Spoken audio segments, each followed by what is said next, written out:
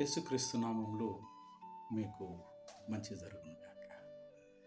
పరిశుద్ధ గ్రంథమైన బైబిల్ ప్రసంగి గ్రంథం 7వ అధ్యాయంలో ఒక ఆణిముత్యాన్ని మనం కనుగొనగలం.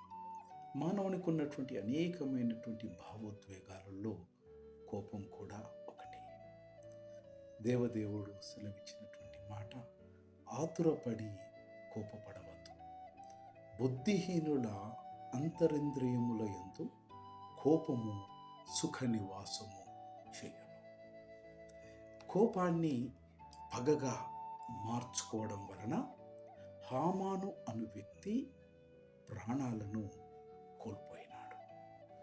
మీరు కోపాన్ని ఎంత బాగా నియంత్రించుకోగలరనే దానిపై మీ జీవిత పరిస్థితి ప్రభావాన్ని చూపుతుంది. ఉదాహరణకు, మీరు తీవ్రమైనటువంటి ఒత్తిడికి గురైతే, మీరు ఇతర సవాళ్లను ఎదుర్కొంటున్నట్లయితే మీ కోపాన్ని నియంత్రించుకోవడం బహు కష్టముగా మారుతుంది. అంతమందు చెప్పిన మాట, ఆతురపడి కోపపడవద్దు, బుద్ధిహీనుల అంతరింద్రియముల యందు కోపము శిఖ నివాసము చేయును. ప్రసంగి గ్రంథం.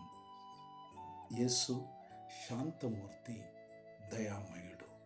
శాంతాన్ని అలవర్చుకొని మహోన్నతమైన వ్యక్తిత్వాన్ని పెంపొందించుకోవడానికి దేవుడు సహాయం చేయను.